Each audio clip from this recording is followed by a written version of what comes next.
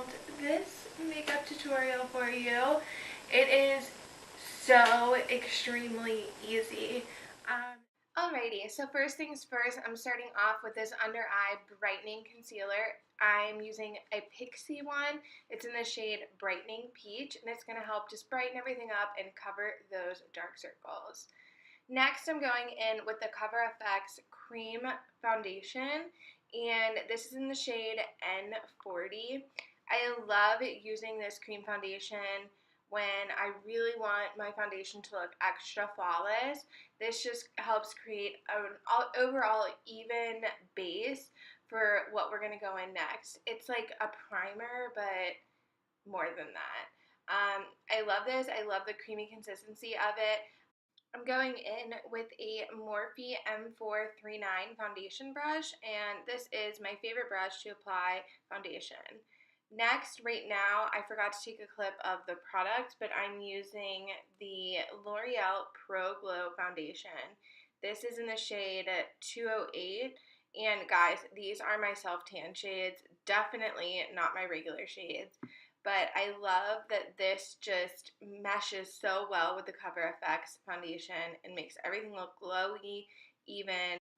Now I'm using the Morphe Complexion Sponge. I really love this one.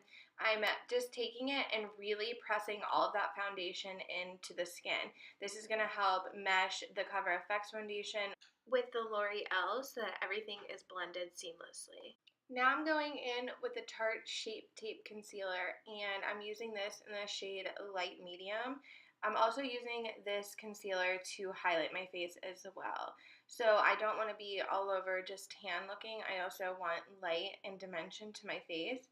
So I'm using this on my under eye, the bridge of my nose, my cupid's bow, my chin, and then I'm going on top of that with the Colourpop No Filter Concealer in the shade Light 20. And I'm just taking this to add a little bit more light to my concealer and everywhere else where I highlighted. As you notice, I take the side that I blended out my foundation with to blend out my chin and Cupid's bow highlight. And then I'm using the pointy side to blend out my under eye concealer. And I'm also tapping this on my eyelid, and this is going to help prime for our eyeshadow. And I also place this on the sides of the nose, like the nostrils. And this is just standard. This is something I like to do. That's an area where I tend to get redness. And most women tend to get redness there because it's just hormonal redness. So that's a little trick. Now I'll be taking the Cover FX Perfecting Setting Powder. I use the shade Light. I believe this comes in 2 shades. I am baking my under eye area. I use this to set my under eye, my eyelid, and then I go back in with this powder a little bit later. And I dust this off pretty quickly. Now I'm going in with a Morphe brush, and I'm just blending out any creases on my eyelid. And I don't bake my eyelid. I just set it with the Morphe. I want to say this is a G6 brush. I'm not positive. I'll check on that. And I just am setting all of that.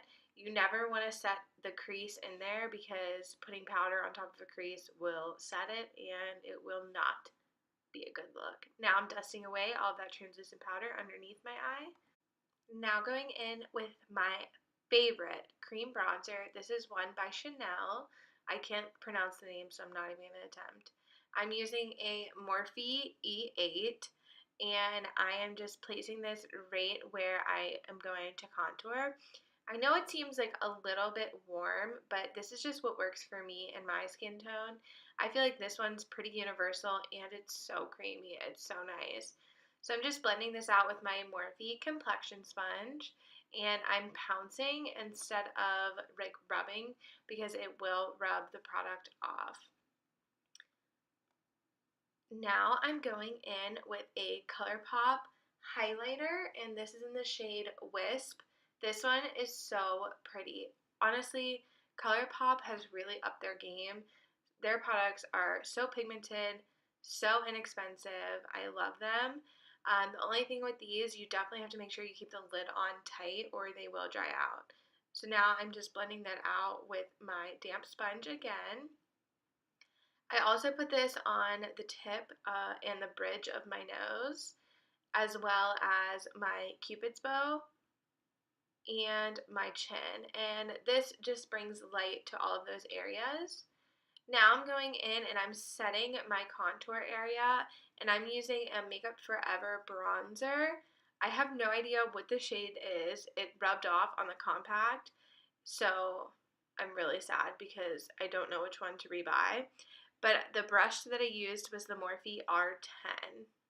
Now I'm going in with Milani Baked Blush in this shade Dolce Pink, and I'm using a Morphe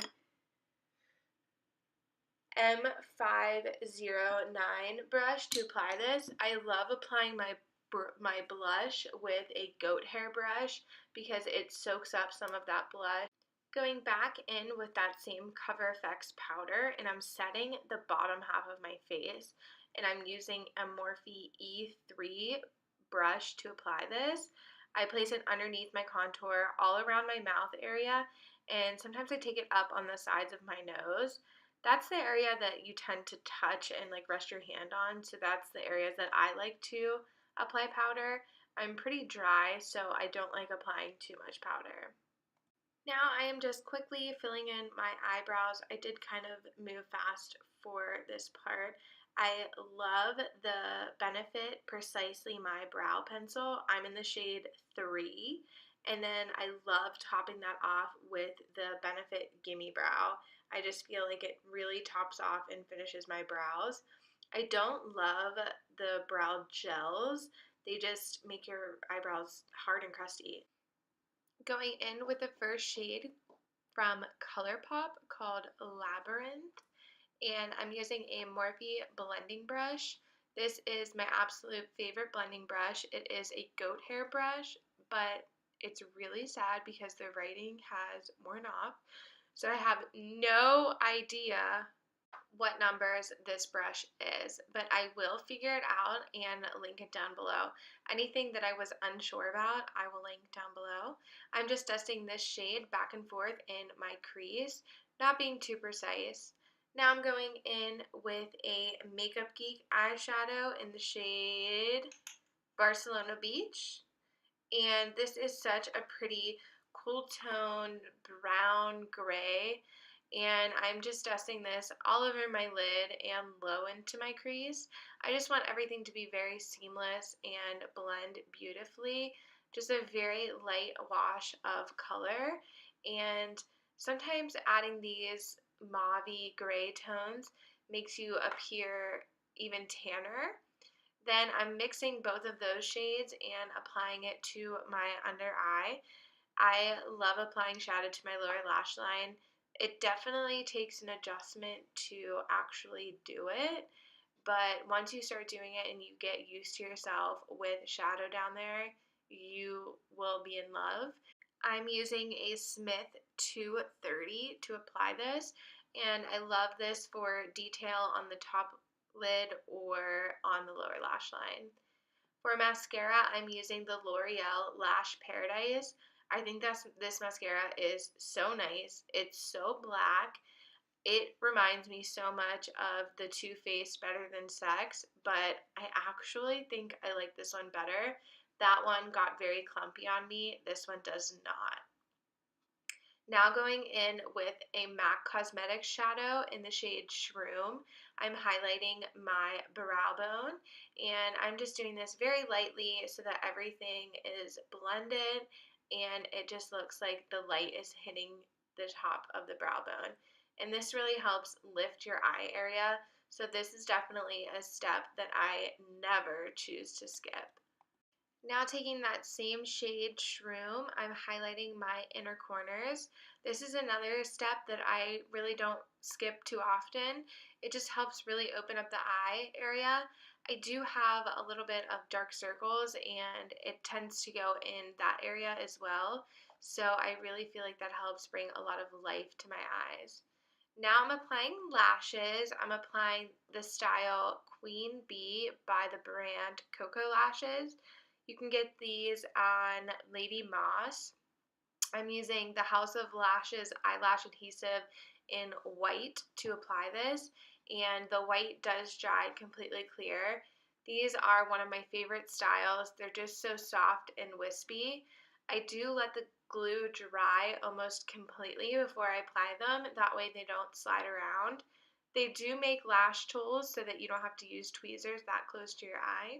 I'm just pretty comfortable because I apply lashes almost every day, so I use tweezers. But if you're definitely not comfortable around your eye or you're a little flinchy, definitely get the lash tool. I know Ardell sells a plastic one that's really nice.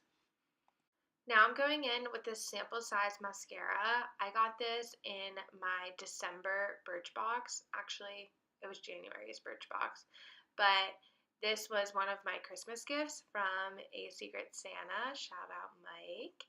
And it is so nice. I love how tiny the wand is.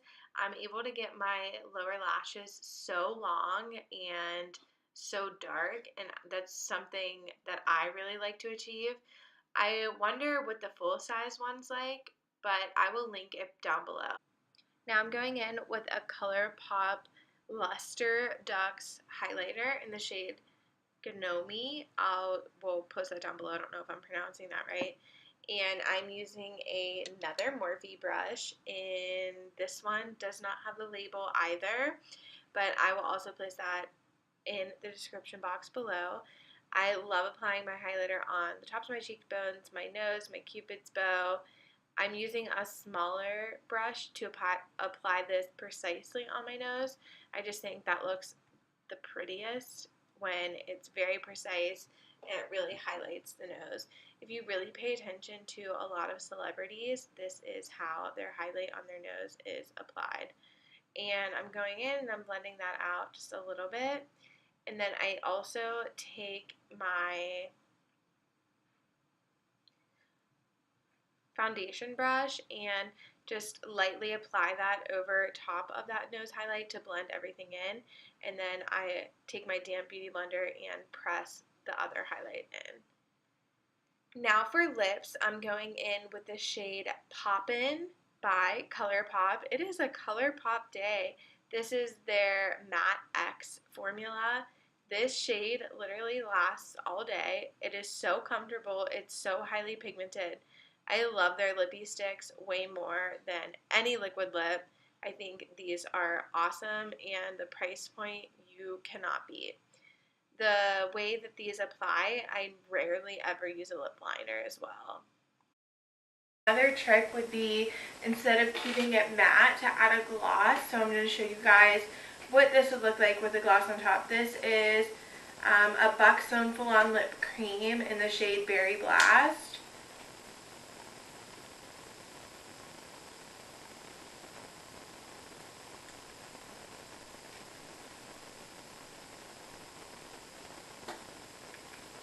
And there it is, glossy. My favorite hot pink is the Kardashian Chroma Joy Sticks in their hot pink shade. They don't have a ton of shades in those.